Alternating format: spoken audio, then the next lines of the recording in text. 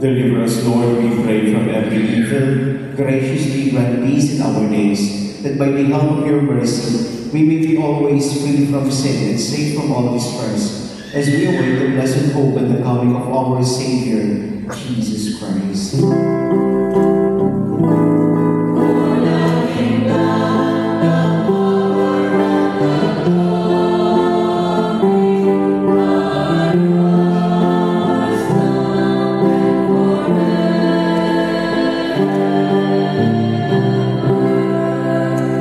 Lord Jesus Christ, who said to your apostles, "Peace I leave you, my peace I give you," look not on our sins, but on the faith of your church, and graciously grant her peace and unity in accordance with your will, who live and reign forever and ever. Amen. The peace of the Lord be with you always. And with your spirit. Let us offer each other the sign of peace.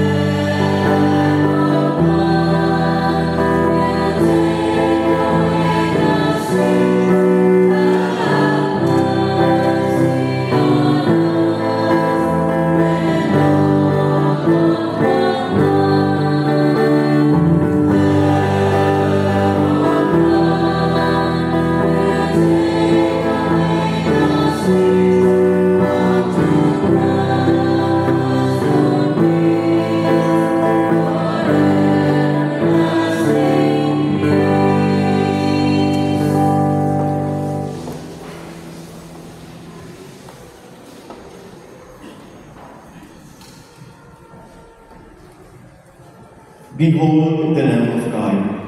Behold him who takes away the sins of the world. Blessed are those called to the supper of the Lamb.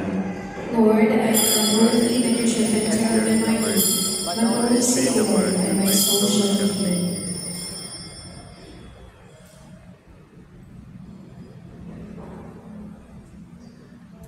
Prayer for spiritual communion. My Jesus, I believe that you are truly present in the Blessed Sacrament. I love you above all things, and I desire to receive you into my soul. Since I cannot receive you sacramentally, come at least spiritually into my heart. I embrace you and unite myself to you. Never permit me to be separated from you. Amen.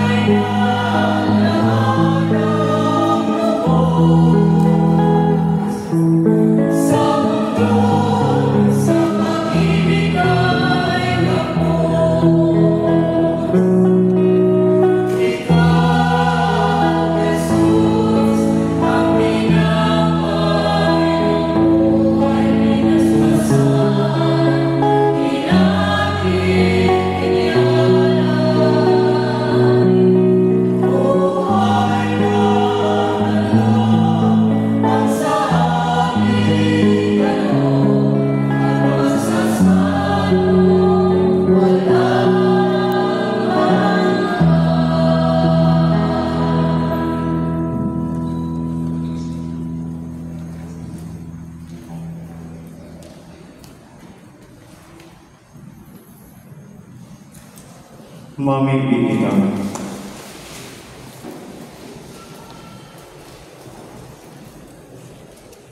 May your healing work, O Lord, free us, we pray, from doing evil, and lead us to what is right, through Christ our Lord. Amen. Please be seated for some announcements. Sunday Mass collection last June 2, 2024. First Mass, we have 6,177 pesos. Second Mass, we have 4,643 pesos. And third Mass, 4,486 pesos. For a total collection of 15,306 pesos. Pledges from Barangay Balocawit for the month of June, 605 pesos. Cash donation for shelter home, Anonymous, 1,000 pesos. Foodstuff donation from Anonymous, Sarap na Bunig Din sa aking sabat. Pasasalamat kay Mrs. Eva Verduque as isasarap niya ng kaibahan sa PPC ng Barangay Balocawit sa pagsilbi sa natin ng kumpento asin sa Kadyo. Salamat po asin Diyos Vamos.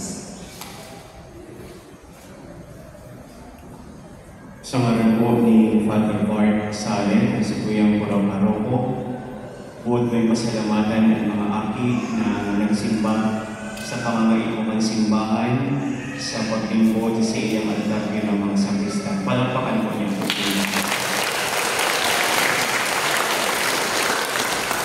Si Riman, buod may pasalamatan ng mga magulang na sa paay na sa ilang pag-antabay, yaon na sa ilang aki sa simbahan, maglilingkod asin magpapadagos kang buhay kapanalan. Salamat po sa inyo na mga magulang.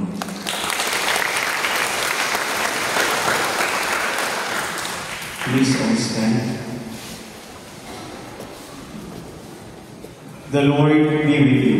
And with your spirit. And may the Almighty God bless you, the Father, and the Son, and the Holy Spirit. Amen. Go in peace, glorifying the Lord by your life. Thanks be to God.